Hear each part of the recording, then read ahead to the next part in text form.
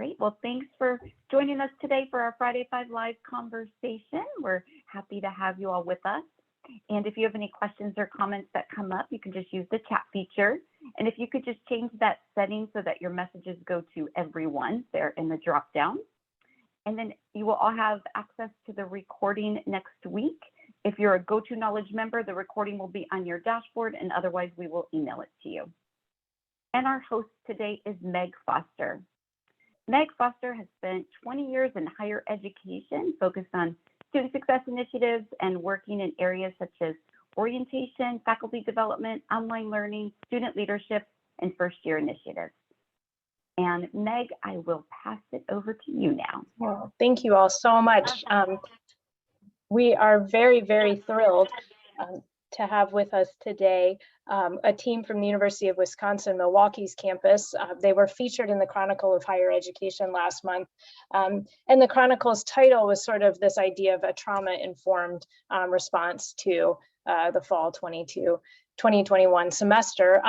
And they're going to walk us through kind of what that means, because it's a little more nuanced than perhaps, a quick headline, as I think we all know, can provide for us. So I'm going to introduce our guest here in just a second. Do want to let folks know that we've got some upcoming episodes. September 24th, we're kicking off a leadership series in honor of our dear friend and colleague, Denise Sweat. Denise has been a longtime contributor to Innovative Educators resources, professional development, and is a beloved colleague. So we're honored to have this leadership discussion to celebrate her work. And then October the 8th, we've got Phil Hill and Kevin Kelly who do a weekly newsletter regarding ed tech in higher education, and they're going to talk with us about what does the future of higher ed look like, and I think that'll be an interesting discussion as well. I'm going to condense your bios a little bit, sorry, to do that, because all three of you have done remarkable work, but we're delighted to have with us Scott Gronert, who's the Dean of the College of Letters and Sciences at the University of Wisconsin-Milwaukee, as well as a professor. And appreciate you being here today, Scott. Thank you so much. We've got Adam Jussel. I realized I've not practiced pronouncing people's last names. Adam is the Dean of Students, and also, bless him, has a JD as well, which we know can be very important in that role these days. So fantastic resource for us as well. And Dimitri, I'm sure I will not pronounce your name correctly. You want to cop on and tell us? Topitzes, who is a professor of social work and really has an interesting lens that he's brought to this conversation that we're going to get to have. So just as a reminder to our listening audience, if you have any questions, always I provide a list of questions to guide our conversation today, but we really love hearing from you all. So feel free, put your questions in the chat as our conversation evolves, and I'll weave those into our discussion. So thank you all for taking time out of your very busy schedules. Day 6, week 2 at the University of Wisconsin-Milwaukee, but who's counting? And taking time to share with us kind of your approach to this year. So you'll find our PowerPoint does have slides, has links out to that Chronicle piece. Adam, I've also linked out to your website that you shared with us too, so folks have those as resources. So, in the piece in the Chronicle of Higher Ed, it really focused on kind of this trauma-informed approach to the school year, but there's really a cohesive vision that I'm just in awe of, looking at how to start this 2021-2022 year. And would love to hear from you all kind of where did this concept originate from? And Adam, when we spoke earlier, you kind of talked about pillars of a program and sort of what are the pillars of this approach to an academic year. I'm not calling it post-pandemic. I'm curious what you all, the language you're using at your institution. So Adam, I'll kick it to you first and then others can hop on. That sounds great. Thank you, Meg.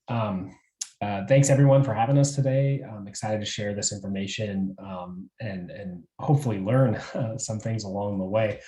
One thing that I hope you hear from us today is that we're very much in the iterative stage of what this looks like, but that is both exciting and somewhat not solidified yet. So what I hope you hear from us today is that we don't have everything figured out yet. We're still kind of navigating the processes and sorting out feelings.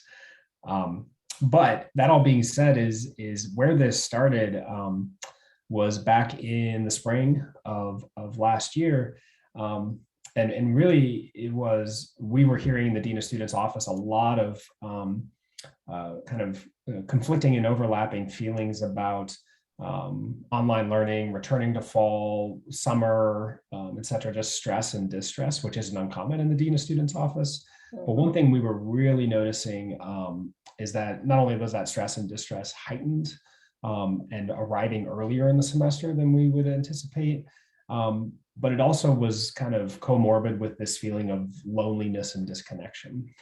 And not surprising amongst our students, they missed their campus. They missed being around other people, physically connecting with others in a way that you can't mimic or it's challenging to mimic in an online presence. And so Dean Gronert was hearing the same thing. And really, this is just kind of one of those fortuitous things in higher ed, is that I don't even remember, we somehow got connected. And I don't remember how that happened. Someone probably smarter than me thought, hey, these two folks are talking about the same thing. And really that's where this all originated, was back it was March of last year. So we've been thinking about this critically since that time. So Dean Gronert, I don't know if you have any, I'm interested in your version of that story as well. Thanks, Adam, and thanks for having the opportunity to share this today. So in my role, I have been leading what we call our scenario planning work group, which mainly is focused on logistics of what our modalities would be and accommodations for students on the academic side. And as part of that, we were doing survey work each semester from students and most semesters also faculty and staff. And along with, again, trying to figure out how the campus should run, we saw these comments from students that were just in the survey work heartbreaking, about lack of community, loneliness. I came to college, I have no friends, these sorts of things. And then within the faculty and staff, similar kinds of sense of disconnection was going on. And so our group, coming out of that, had its set of recommendations, based on how for campus operations, but also charged the campus with trying to address this and try to rebuild community. And it was viewed as probably best a connection between academic affairs and student affairs. And so I wore the hat of academic affairs and Adam student affairs, and that brought us together. And Adam, when I hooked up with Adam, he was already doing, working on the same things that we were thinking about. And it's been I think one of the things that has come out of our having to just change our thinking with responding to COVID is to just reach out across and work with people we haven't worked closely with, because we have our skills matched to solve a problem. And so a lot of, I think, hierarchy kind of broke down, at least on our campus, and that was a good thing in terms of addressing these problems. I think that's a theme we've heard, Scott, kind of throughout our conversations in our podcast, because we've been doing this pretty much all of COVID, and that idea that, we're really having to shift, our traditional silos, right, in higher education. They just don't work. And we've known that for a long time, but COVID seemed to somehow break down those barriers in some really new and exciting ways, I think, for the world of higher ed. So you kind of each separately were working on the same solution, right? Like that we need to come to figure out how we're going to support faculty, staff, and our students as we move into this fall, outside of what are the modalities of our learning going to be, and those important things that we certainly need to have in place. And I loved the conversation that we all had earlier. You were sort of talking about this was kind of organic in a way, right? It wasn't, for those of us who are Southern Association institutions. It wasn't a quality enhancement plan that, you know, somebody said, this is our 10-year plan to improve student learning outcomes. It really sort of grew from this desire to address these concerns. And Adam, can you just, or anybody, can you just kind of elaborate on that a little bit more? Because I really loved when you talked about sort of where it grew from and how it's going. Yeah, sure. So when Dean Gronert and I first met, we kind of stared at each other and said, well, now we know the problem, and we're not quite sure what to do with that. And so we enlisted, we were at that time thinking about all the traditional things I think we normally go to in higher ed, which is, hey, we should form a committee, we should, you know, have a task force to work on this. And instead we tried something relatively new and novel. As we reached out to, we have an entrepreneurial center here on campus, and they have a lot of resources and information from a design think perspective. So they use empathetic interviewing to create iterative design, mostly out of for business students at our business school. But we reached out to them and said, hey, we could use some brainstorming ideas to get some solutions around this. And so we ran a comprehensive design think process with over 50 to 70 members of the community. And it's really grounded in empathetic interviewing and kind of reaching out to folks and idea making. And so we, through that process, came up with some ideas of what kind of what a solution or set of solutions would be to bring the campus back together as we navigate it into fall. And so thereafter, we kind of, again, we're faced with another issue, which is, well, now we have all these recommendations, someone should really do something about this. And we put together a team that was largely members of that design think process that were highly motivated to put some of these things into practice. And that has really been the team, and it's about 30 people or so, faculty, staff, and students that have manifested all of these kind of initiatives that we're talking about here today. The part I love about it is that it is not a formalized committee. There's no name to it. There's no subcommittees. There's no chair. And so it's almost, it's so, you know, in the era where we're centralizing everything and trying to make it kind of a one-stop shop on campus, this is almost the opposite, in the sense that it's all over campus. It touches every corner of campus. So in some ways, that's kind of a beautiful outcome of all of this. Is I normally would have assigned okay, we need a chair, we need a co-chair, we need a task force, we need a committee, and this has been quite the opposite. It's really amazing, because I think we're also used to that structure in higher education, right? Who's our tiger team? I feel like I've, you know, participated in so many of those. So you, and I really love tapping into these resources that exist at your institution, right? Well, we have this entrepreneur program where they're doing this kind of inventive work. So what became then, you had spoken about these pillars that were sort of part of the program, and I'm using these terms and they're very formal, and I don't know if you all are being that formal in your language, but would love to have you share that with us. Sure. And so one of those pillars, I suppose, is the physical space. So the campus itself, and recognizing that sometimes our campus structures, the physical campus structures, can themselves be stressful to navigate, harsh corners. They're not really designed with kind of a humanistic approach to architecture design. So understanding we can't build buildings and tear buildings down, we started implementing and creating some spaces on campus that were designed specifically for contemplation and meditation and mindfulness. And we have 3 of them now. And we have some outdoor spaces that are coming online to do the same thing, including a labyrinth and a rock garden. And so that is, again, when we talk about using existing structures, these are all spaces that were effectively donated by the departments that own them. And then we did a lot of budget shopping for lamps and yoga mats and all that stuff, and art to put on the walls. So that's pillar one. Pillar two, and Dimitri can talk about this, is we've been providing training to students, faculty, and staff on what trauma-informed care is, in the hopes that we could provide that information so that people come back with an empathetic, human-centered approach in mind. So that's another major pillar.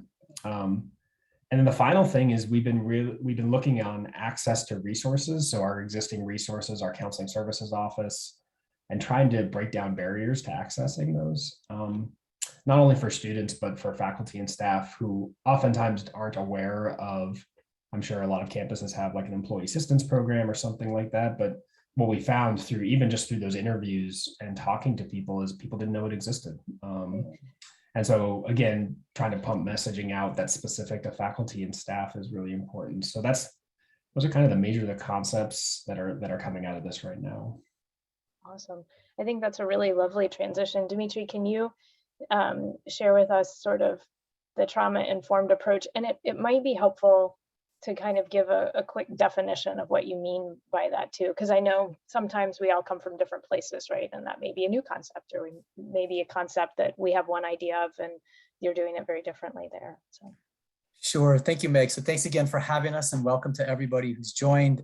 So I want to first, if okay with you, sort of ground the answer to your question in some of the data that we have that we've collected from the campus community. So to extend Adam and Scott's report around what are our students experiencing as they contemplate returning to campus after this 18-month hiatus that was less than a vacation, if you will. What we found actually, and this is not unique to our data, we found that primarily faculty and staff alone, some students, but primarily faculty and staff, experienced this period not just as stressful or distressing, but also as potentially traumatic. Actually, 38% of those we surveyed over the course of the last, what was in April and May primarily, March, April, and May, faculty and staff and some students, 38% reported experiencing this pandemic as traumatic in nature. We actually used a validated screener to assess that particular construct. And that was somewhat surprising to us. We didn't expect necessarily to find upwards to 40% of our faculty, staff, and students reporting a sort of traumatic stress as a result of the pandemic. And when I say traumatic stress, I mean actually screen positive for post-traumatic stress disorder. So not only was this a stressful time for people, but it was actually potentially traumatic for a portion, and not a small portion, but a portion of our campus community. So knowing that, and Adam and I had done some training for Adam's staff on trauma-informed care, several years back. So knowing what we knew about the potential for this experience to be not only stressful, but actually traumatic, we thought using the framework of trauma-informed care might be useful in welcoming students and faculty and staff alike back to the campus, at least at the physical level, this fall. So we developed a training that we provide, as Adam says, to any unit who's interested in receiving this training. It's only 60 to 90 minutes in length, but we are happy to provide follow-up support, and we certainly offer resources that can extend the sort of the services that we're offering, at least the services in principle that we're identifying. We provide this across our units, and what we do is we first and foremost define what is this term trauma, because it's used commonly, but the understanding of the definition might be not fully grasped. So we try to define the term trauma for folks, letting people know again that, of course, this has been stressful. It might not be stressful for everybody, but a good portion of people have experienced this time period as stressful, particularly vulnerable folks, and students do really fall under a classification of vulnerability according to my reading. Because of just an uncertain period of life. It's a time when there's a lot of excitement, but there's also a lot of visions toward the future. and visions of the future. And the future is very, very uncertain these days. So it's a vulnerable sort of constituent group.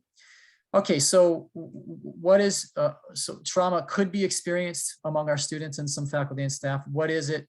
And how could we respond in our various roles in a way that would potentially cushion the return to campus, enhance the welcoming feel of our campus and our campus community, reinforce the connections that were there in the past, or forge new connections. So what is trauma-informed care as a as a faculty, staff, student service provider, whatever?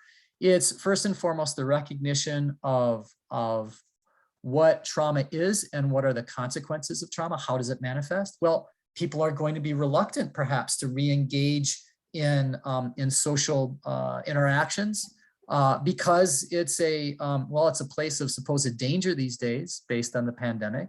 And two, their social muscles are a little atrophied. They're just, for many of us, we're just not really accustomed now or used to it, used to engaging physically. So what is it? Knowing what trauma is, how do people respond to it? And then how can I, as a service provider or an educator, implement certain strategies that enhance the functioning of those I'm serving, help them overcome perhaps the effects of trauma. So for instance, in the classroom, what could this look like? Well, we're asking folks to acknowledge the experience of the last 18 months, potentially invite student reports, verbal or written, of the past 18 months if it's relevant for the classroom. Provide flexibility with accountability. Being a warm demander is the term that's oftentimes used. So there are a number of different strategies that we introduce to faculty that they could then translate into their classroom management, if you will, or into their andragogy. Again, just to enhance a sense of community, a sense of welcome back to campus, and to cushion the return, which not for everybody, but for some, might be a little bit stressful and might even be a trigger for the experience, a trigger of the trauma that they may have experienced during the pandemic. Right. This is, it's so interesting, Dimitri, because I feel like, you're saying these things. About 3 or 4 weeks ago, we had a panel of students on, and the one thing they talked about, so these were college students across the US, was this feeling of uncertainty and how absolutely dissettling that was, and how they wanted, we asked them, if you can tell your faculty and staff that you interact with at your institutions anything, what would you want them to know? And one of the things they brought up was how very dissettling the uncertainty of the future was for them, that they didn't know, were they going to be able to stay in school? Were they going to have to go back home? Was their family going to get sick? I mean, just all of these things. Yeah. And then we think about, I work at a community college, and then we compound onto that, students who may be struggling financially or not, have adequate food resources. I mean, the layers are caring for family members. I mean, the layers just get thicker and thicker and thicker. Really well said. If I could just respond briefly to that, Meg, I think that's really helpful to hear, one, and two, a few thoughts come to mind. So one, I think just being able to name the experience and potentially even its effects. I mean, we know in a trauma-informed context, just being able to name the experience and its potential effects can be very helpful in claiming one's space, in being more present to whatever's happening in the current moment. So I think it's really helpful to hear students share that with you. That's a message that we hypothesize or that's something that we hypothesize is happening, but it's really helpful to hear it identified so concretely. And secondly, to hear you identify also the universe of possible adverse or traumatic experiences that students have encountered over the past 18 months is helpful. And again, really aligns with, our data and also what we would predict. So students have, and many of us have encountered health risks, have encountered death in our families or friends, financial instability or uncertainty, social isolation, community connection disruption, etc. All these are predictors of mental health related challenges and potentially could represent traumatic experience. So helpful to hear that. And again, I think naming and claiming it is one form of one manifestation of trauma-informed care, if you will. Yeah, thank you for sharing that, Dimitri. And that's something we can do in lots of different ways, right? With our interactions with students, whether you're a faculty member or a staff member. Adam, you want to share something, I think? Yeah, the other major component that we try to provide in these workshops is we provide folks with this data and to develop, or to hopefully develop empathy and awareness. And what we like to say is everybody's showing up with something at this point in time, right? And so we hope one of the outcomes of these workshops, and again, they're really punchy, 1 hour long sessions. We often find an hour is insufficient because you know, interestingly, the attendees, I think it's a somewhat a cathartic experience for them as well. And so even if we did nothing else but say, here's what our data shows, here's what trauma is, here's what stress and distress and burnout is, what do you all think? I'd imagine that our faculty, staff, and students would just resonate with the opportunity to talk about that. So there's nothing novel about this approach. Someone asked in one of the workshops earlier this week is, okay, you've presented a lot of science and all this data. What's the one thing I can take away from this? I'm like, just care for each other. And it seems so simple. But when you get that email from the colleague that's in all caps, maybe just take the deep pause before you respond. Or if you get a student that normally has a baseline of very kind of subdued behavior, and then you see an elevated student experience, then maybe think about some of this stuff and before you respond. And circling back around to one of Scott's comments earlier, what we did hear from students as we came into the fall is they were so appreciative of our faculty and how flexible they were, and kind of we're all in this together. They were worried about, is that going away? And so we're trying to kind of take that momentum and just build it into kind of the structures and the ethos of the campus, which is, I'm not saying it's not easy, but we all go back to our pre-existing behaviors and we forget about this stuff. Sure.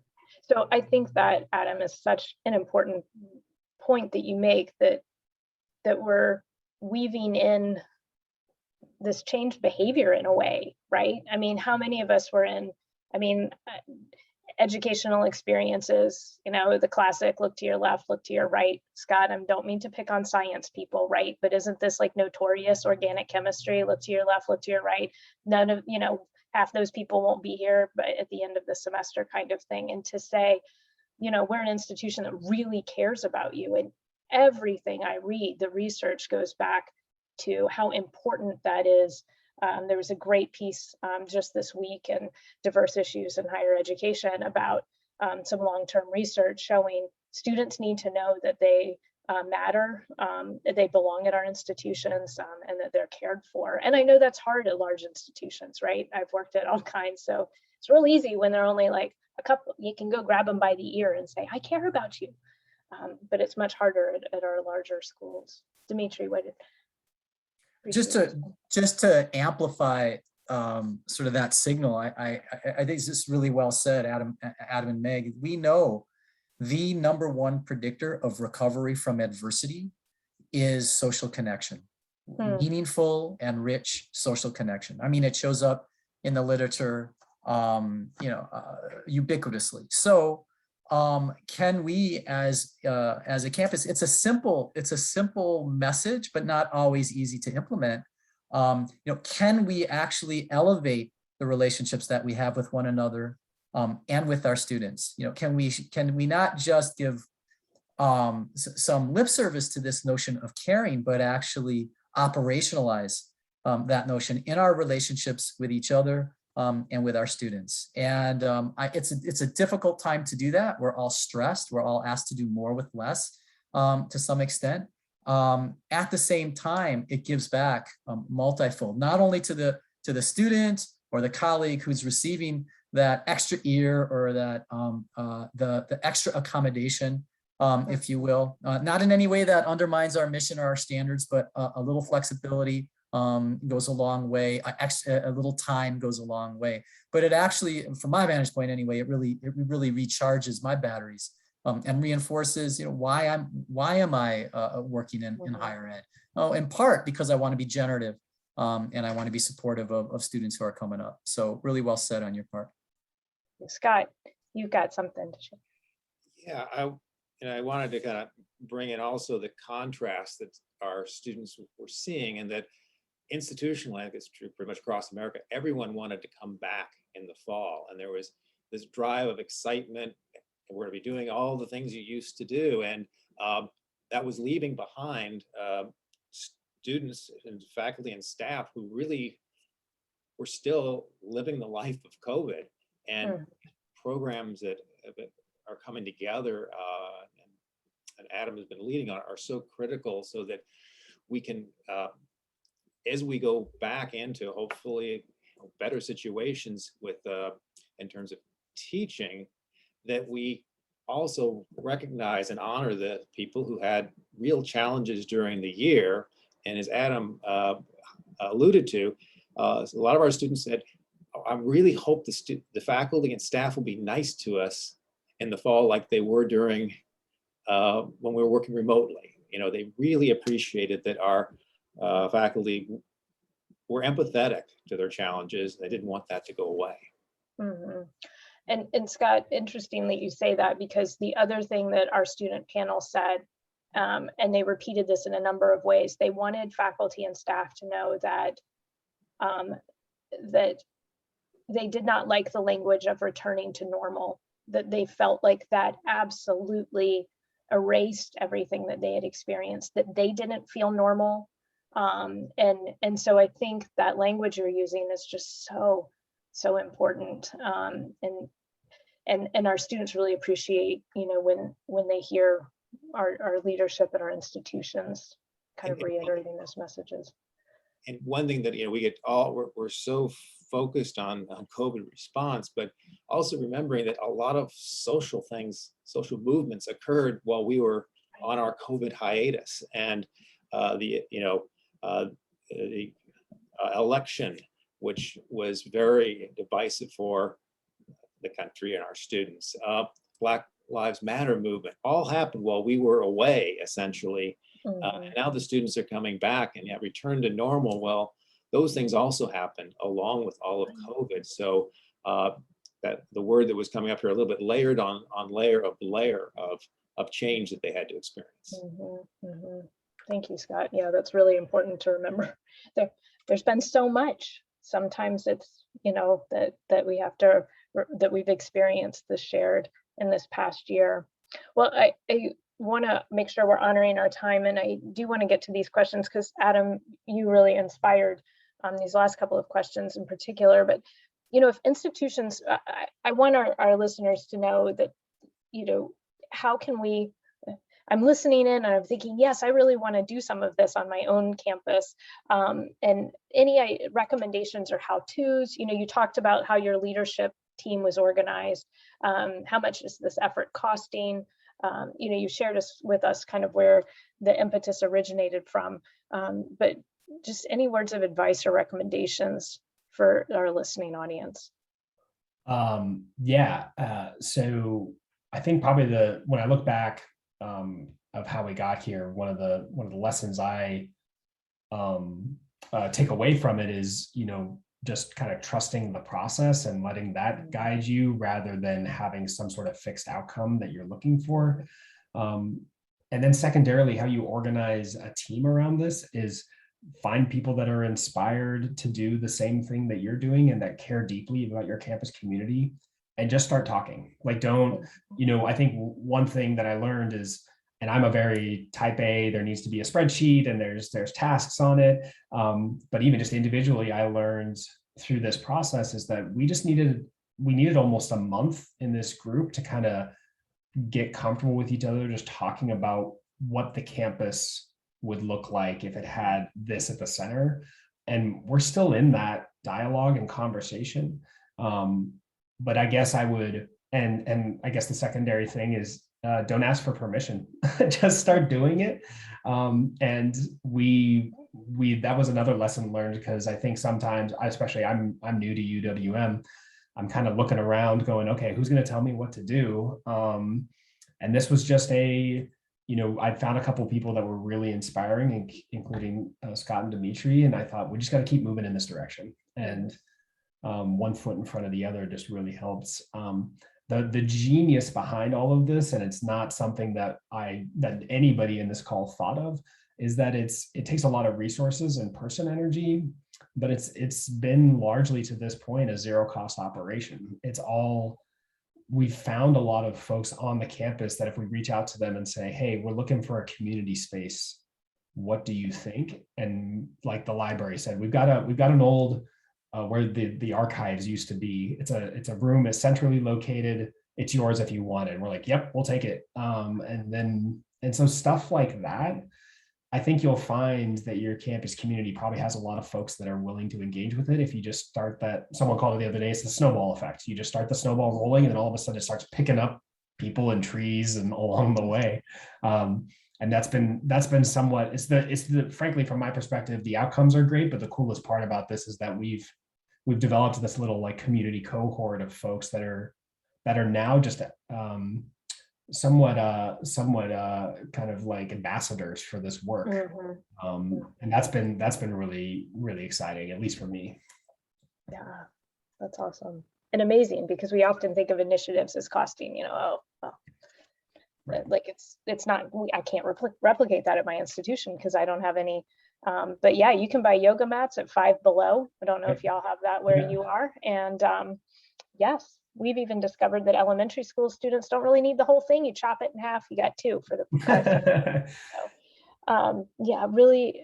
And I love this idea that you're talking about using your physical space as well, because one of the conversations we've had a lot coming out of our year plus of being at home is how much time we now spend outside and how helpful that has been for our mental health. And I think about, one of the beautiful things about being at a multi-building college campus, right, is that you have to move between the spaces.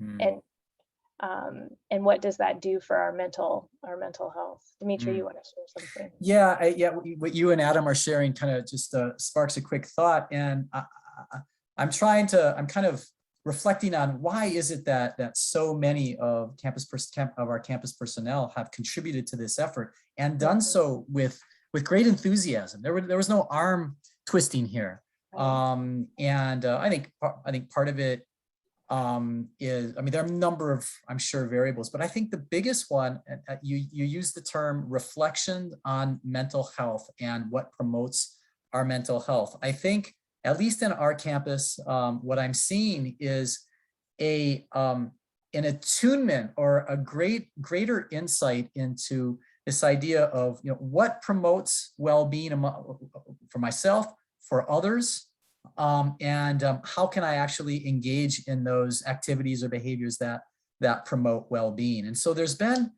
perhaps this was a time of self-reflection, I don't know, but I think that there's a little bit of a momentum around the idea of, for lack of a better term, wellness or self-care. We're all still very committed to completing the tasks at hand and to honoring our educative mission, our student services mission. But I think we're asking ourselves, can we add something, particularly during this difficult time, this crisis, which also provides an opportunity here for some reflection? Can we add something, another perspective or another layer, to use Scott's term, that can really help us meet the challenge of this time?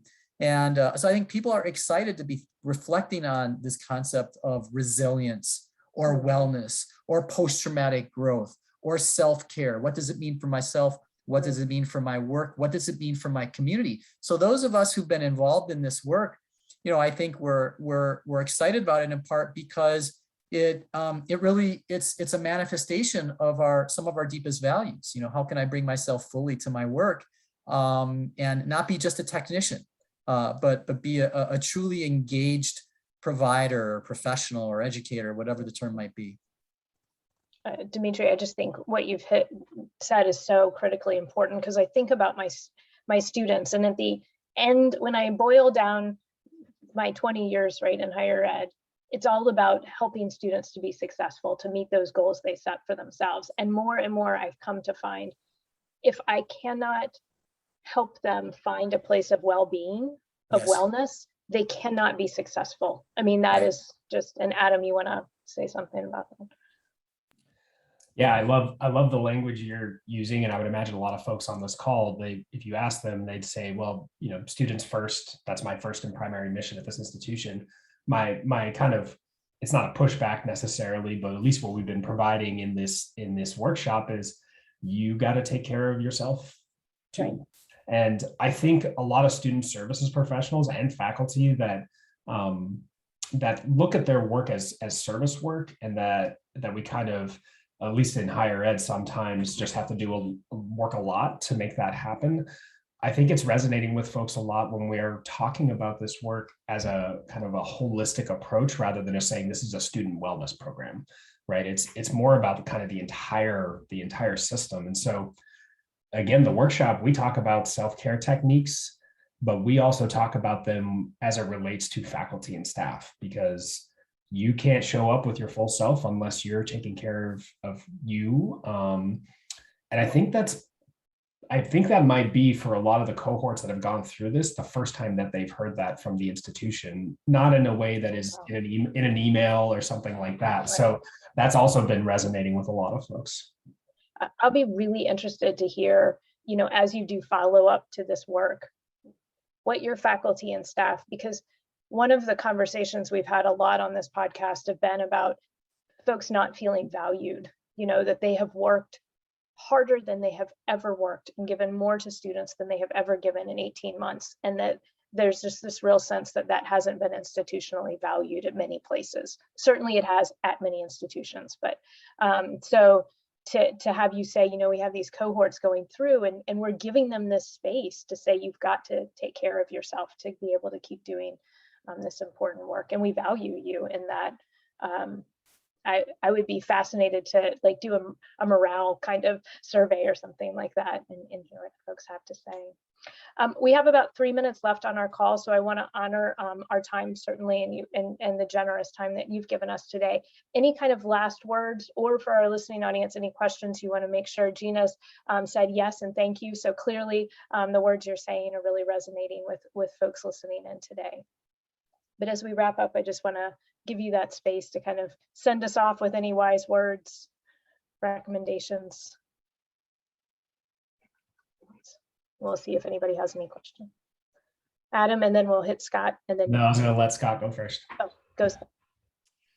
I was going to say, back to something Adam had brought up earlier, is when we started looking at who to get engaged in this, one thing we did is we looked outside the people who were always tapped to do things. And that did a couple of things. It got people with energy who weren't already stretched out, and two, got new ideas. Because an issue with always having the same group of people in different committees do things, it doesn't foster new ideas. So as a how-to, look to people who are outside the inner circle to drive these things. Great advice, Scott. Adam. Yeah, the final thing I would say is that this I hope that folks are on this call that are just as impassioned about this work as we are, because this is an institutional imperative beyond anything that I've worked for or with in this role. And so if you hear nothing from us today, is to know that the work that you do absolutely matters, and you matter within that.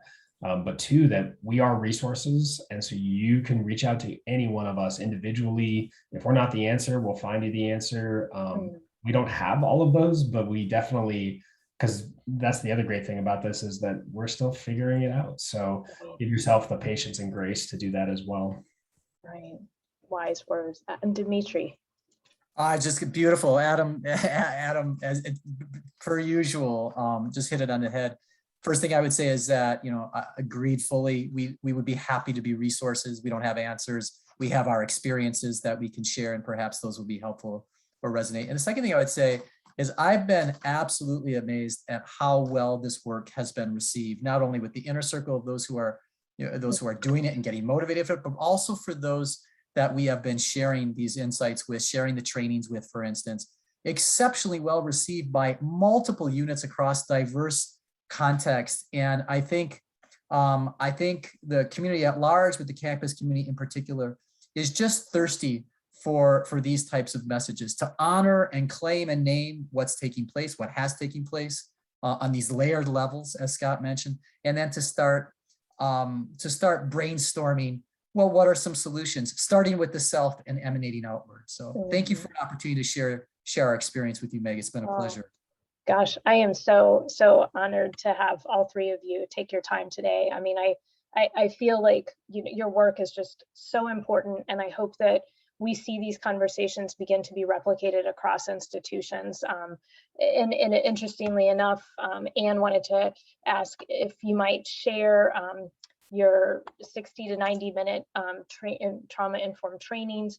And she says, great presentation. Thank you all so much, so validating. And Jennifer says, I've not had a Zoom call fly by so fast due to engaging topic conversation and great facilitation, and peace be with you. So I think that that's such an important message for you all to hear. So I have made sure that we'll share with everyone your campus website. And I know, Adam, you've shared that that's something that's, definitely growing.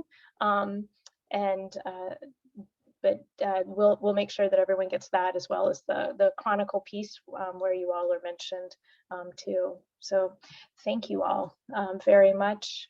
Hope everyone has a wonderful weekend. We hope there's moments for rest, renewal, and peace for all of us. And thank you, gentlemen, so much for your time today. I'm really, really, truly grateful. Thank you, Meg. Appreciate it. Thanks, Meg. My pleasure. Yep. Thank you, Meg.